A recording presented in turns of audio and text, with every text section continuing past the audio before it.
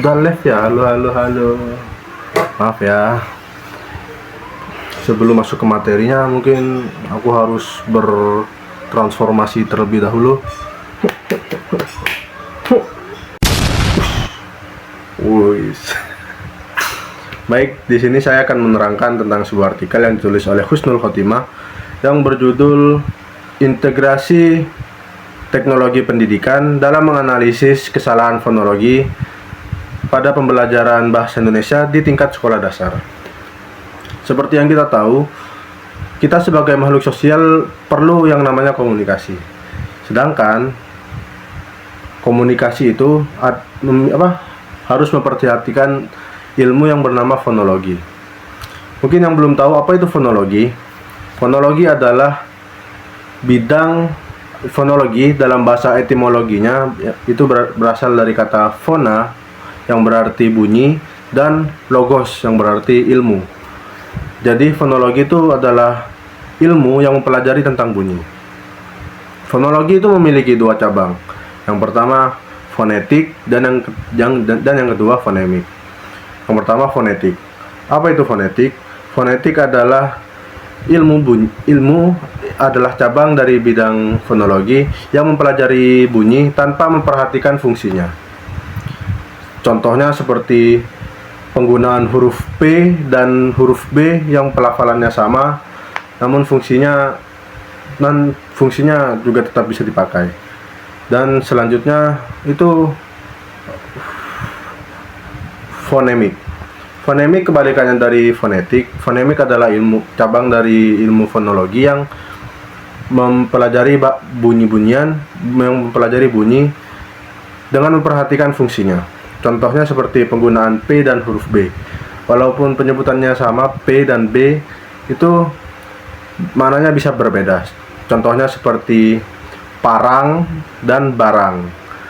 Parang itu kan senjata alat tajam dan barang adalah suatu benda. Selanjutnya, kita akan masuk ke metode penelitian.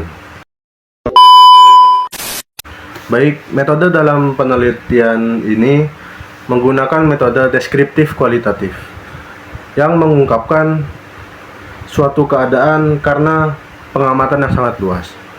Pengamatan pada metode ini dilakukan melalui pengumpulan data, dan pengumpulan data itu dilakukan melalui 3 cara, yaitu observasi, wawancara, dan dokumentasi.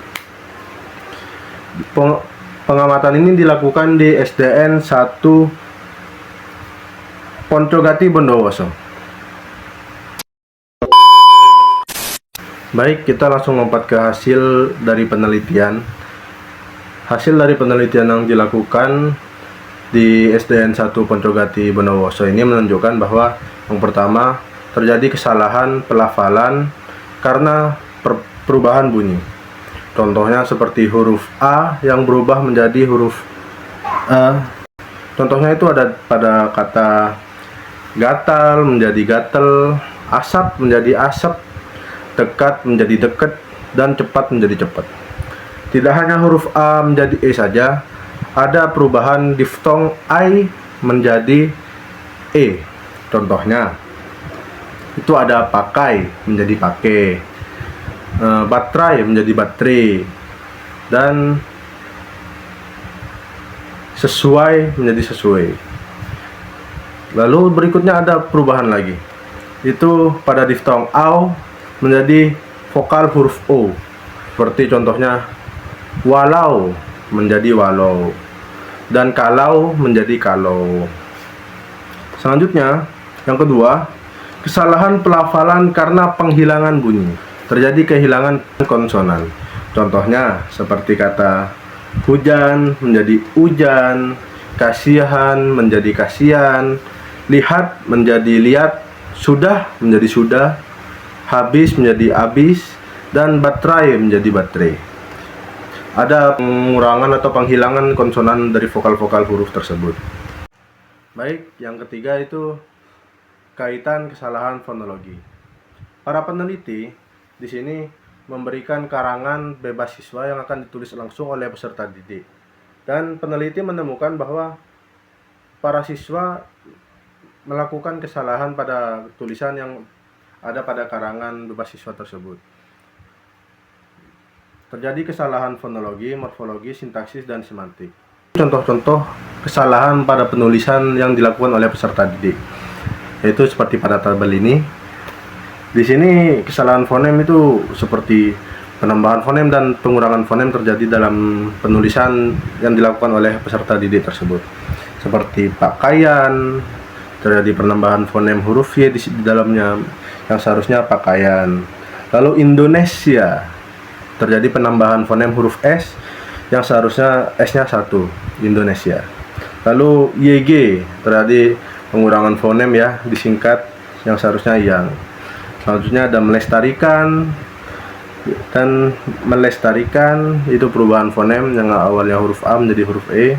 Lalu sesuai menjadi sesuai, pengetahuan seharusnya pengetahuan, lalu kemudian menggunakan huruf Y menjadi kemudian, motor seharusnya motor, dan keluar, kata yang baku adalah keluar. Baik, kesimpulan dari artikel ini adalah artikel ini berhasil menyampaikan secara deskripsi kesalahan-kesalahan fonologis yang terjadi pada lingkungan sekolah, umumnya terhadap para peserta didik. Sehingga para guru pun dapat menyesuaikan atau mengubah cara mengajar mereka agar peserta didik dapat mengurangi kesalahan-kesalahan tersebut, dan peserta didik menjadi lebih paham akan bahasanya mereka sendiri, yaitu bahasa Indonesia, dan juga agar bahasa Indonesia ini terus lestari dan tidak kehilangan jati dirinya. Begitu saja dari saya. Saya mohon maaf jika ada kesalahan dalam penyampaian dan kesalahan dalam bertutur kata. Saya Dilas Romi, pamit undur diri. Selamat malam. Wassalamualaikum warahmatullahi wabarakatuh. Lalu yang ketiga itu ada kaitan ke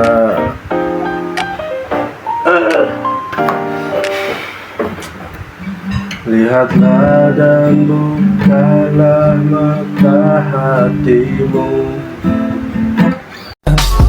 I just had to let you know you're